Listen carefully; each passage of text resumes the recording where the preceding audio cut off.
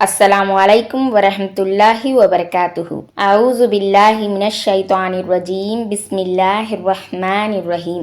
సూరా అల్ కలం, కలం పరిచయం గురించి తెలుసుకుందాం. ఈ సూరా మక్కా కాలానికి చెందినది. ఇందులో 52 ఆయతులు ఉన్నాయి. ప్రవక్తల పరంపర రుజుమార్గం పొందిన వారికి, మార్గభ్రష్టులైన వారికి మధ్య వ్యత్యాసం, తీర్పు దినాల గురించి ఈ సూరా ముఖ్యంగా ప్రస్తావించింది. ఈ సూరా పేరు మొదటి ఆయతులో వచ్చింది. ఈ సూరాలో ప్రవక్త ముహమ్మద్ సల్లల్లాహు అలైహి వసల్లం ఉత్తమ గుణగుణాల గురించి, అత్యున్నత నైతిక ప్రమాణాల గురించి స్పష్టమైన పదాలతో తెలియజేయడం జరిగింది. అవిశ్వాసులు చేస్తున్న అబద్ధపు ఆరోపణలకు ఆయనకు పిచ్చి పట్టిందని, ఆయన చెప్పేవి అబద్ధాలని, దివ్య ఖురాన్ ప్రాచీన కాలానికి చెందిన కథలని చెబుతున్న మాటలకు తగిన జవాబు ఇవ్వడం జరిగింది. అసత్యంపై సత్యం తప్పక విజయం సాధిస్తుందని ఈ సూర నిర్ద్వంద్వంగా ప్రకటించింది. సత్యాన్ని తిరస్కరించే వారు ఏ విధంగా ప్రవక్త ముహమ్మద్ సల్లల్లాహు అలైహి వసల్లంను మానసికంగా వేధించారో, ఏ విధంగా దౌర్జన్యాలకు పాల్పడ్డారో ఈ సూరాలో వివరిస్తూ అవిశ్వాసులను అజ్ఞానులుగా, సత్య తిరస్కారులుగా, అపవాదులు వేస్తూ తిరిగేవారిగా, సత్యాన్ని అడ్డుకునేవారిగా, దౌర్జన్యపరులుగా అభివర్ణించింది. దేవుని మహోపకారాన్ని విస్మరించి ధన వ్యామోహంలో చిక్కుకుని పిసినారులుగా మారి పేదవారి హక్కును కాజేసేవారికి పట్టే గతేమిటో తెలియజేయడానికి తోటవాళ్ల వృత్తాంతం ఒకటి ఈ సూరాలో మనోహరంగా వివరించడం జరిగింది. విశ్వాసులను అభివర్ణిస్తూ రుజుమార్గం పొందిన వారిగా, జ్ఞానానికి మూలమైన కలం సూచించే వస్తువులన్నింటి అవగాహన ఉన్నవారిగా పేర్కొంది.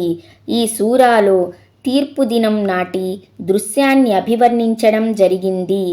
ఆ రోజున నైత్యం, అవమానం వారిని చుట్టుముడతాయి. వారి చూపులు క్రిందికి వాలిపోతాయి. దివ్య ఖురాన్ మానవాళి అందరి కోసం దేవుని తరపున అవతరించిన సందేశమని ఈ సూర స్పష్టంగా ప్రకటించింది. ఆయా నెంబర్ 1-9. ఆయా నెంబర్ 1. నూన్, కలము సాక్షిగా, వారు దైవదూతలు వ్రాసే వ్రాత సాక్షిగా. దీని అర్థం అల్లాయే ఎరుగు. దేవుడు కలముపై ప్రమాణం చేశాడంటే కలం ప్రాముఖ్యం ఎటువంటిదో తెలుస్తుంది. మరికొంతమంది అభిప్రాయం ప్రకారం ఇక్కడ కలం అంటే దేవుడు మొదటిసారిగా సృష్టించిన కలము.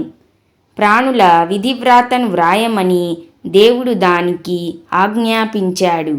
అప్పుడది ఆది నుండి అంతం వరకు జరిగే విషయాలన్నింటినీ లిఖించింది. సునన్ తిర్మిజీ సూరే కలం వ్యాఖ్యానం. మా యస్తురూన్ అంటే వ్రాసేవారు, కలము కలవారు, వ్రాసేది అని అర్థం. ఆ వ్రాసేవారు దైవదూతలు అని గ్రహించాలి. వారు దైవాజ్ఞను పురస్కరించుకొని కలముతో మనుషుల కర్మలను నమోదు చేస్తారన్న భావం కూడా దీనికి వర్తించవచ్చు. ఆయా నెంబర్ 2. ఓ ముహమ్మద్ సల్లల్లాహు అలైహి వసల్లం, నీ ప్రభువు అనుగ్రహం వల్ల నీవు పిచ్చివాడవు కావు. మొదటి ఆయతులో చేయబడిన ప్రమాణానికి ఇది జవాబు. ముహమ్మద్ సల్లల్లాహు అలైహి వసల్లం పిచ్చివాడని అంటున్న అవిశ్వాసుల ఆరోపణ అర్థం లేనిది. ఓ ఖురాన్ అవతరించిన మనిషి, నీవు ముమ్మాటికి పిచ్చివాడవే. సూర అల్ హిజ్ర్ ఆయా నెంబర్ 6 అని వారన్నారు. వాస్తవానికి ముహమ్మద్ సల్లల్లాహు అలైహి వసల్లం పిచ్చివారు కారు. ఆయా నెంబర్ 3. నిశ్చయంగా నీకు ఎన్నటికీ తరగని పుణ్యఫలం లభిస్తుంది. ఓ ముహమ్మద్ సల్లల్లాహు అలైహి వసల్లం దైవ ప్రవక్తగా బాధ్యతా నిర్వహణలో నీవు ఎన్ని బాధలు భరించావో, విరోధుల మాటలను నీవు ఎంతగా సహించావో వాటికి తగ్గట్టుగా దేవుడు నీకు అనంతమైన పుణ్యఫలాన్ని ప్రసాదిస్తాడు. అది ఎన్నటికీ తరగదు. ఆయా నెంబర్ 4. ఇంకా నీవు నైతికంగా అత్యున్నత స్థానంలో ఉన్నావు. ఖుల్ఖిన్ అజీమ్ అంటే ఒక అర్థం ఇస్లాం ధర్మం లేదా ఖురాన్. అంటే ఓ ముహమ్మద్ సల్లల్లాహు అలైహి వసల్లం దివ్య ఖురాన్లో లేదా ఇస్లాంలో ఏ ఉత్తమ ఆదర్శాల గురించి దేవుడు నీకు ఆదేశించాడో వాటిని నీవు స్థాపించావు. మరో అర్థం ప్రకారం సంస్కారం, మర్యాద, మృదుత్వం, వాత్సల్యం, నిజాయితీ, సచ్చీలత, సౌమ్యం, దాతృత్వం, ప్రేమ, జాలి వంటి సుగుణాలన్నీ ఈ ఖుల్ఖిన్ అజీంలో కలగలసి ఉన్నాయి. దైవ ప్రవక్తగా ఎంపిక కాక పూర్వం కూడా ఆయన సల్లల్లాహు అలైహి వసల్లం ఈ విషయాలలో అగ్రస్థానంలో ఉండేవారు. దైవ దౌత్యం తరువాతైతే ఆయన సల్లల్లాహు అలైహి వసల్లంలోని ఈ సుగుణాలు మరింత ఉన్నతికి చేరుకున్నాయి. అందుకేనేమో దైవ ప్రవక్త గారి గుణగణాల గురించి కొంతమంది అమ్మ ఆయిషా రదియల్లాహు అన్హాను అడిగినప్పుడు ఆయన సల్లల్లాహు అలైహి వసల్లం గారి గుణగణాలు ఖురాన్కు దర్పణం వంటివి అని సమాధానమిచ్చారామె. సహీ ముస్లిం. ఆమె గారి ఈ జవాబులో పైన పేర్కొనబడిన 2 రకాల భావాలు ఇమిడి ఉన్నాయి. అంటే సత్యం ప్రస్ఫుటమైనప్పుడు అపోహలన్నీ పటాపంచలవుతాయి. ప్రళయం నాడు ఇలా జరగటం తథ్యం. ఇందులోని విషయం బద్ర్ సంగ్రామానికి సంబంధించినదని కొందరు అభిప్రాయం వ్యక్తం చేశారు. ఆయా నెంబర్ 6. మీలో మతిస్థిమితం లేని వారెవరో అందరూ చూస్తారు. ఆయా నెంబర్ 7. తన మార్గం నుండి తప్పిపోయిన వారెవరో నీ ప్రభువునకు బాగా తెలుసు. సన్మార్గం పొందిన వారెవరో కూడా ఆయనకు బాగా తెలుసు.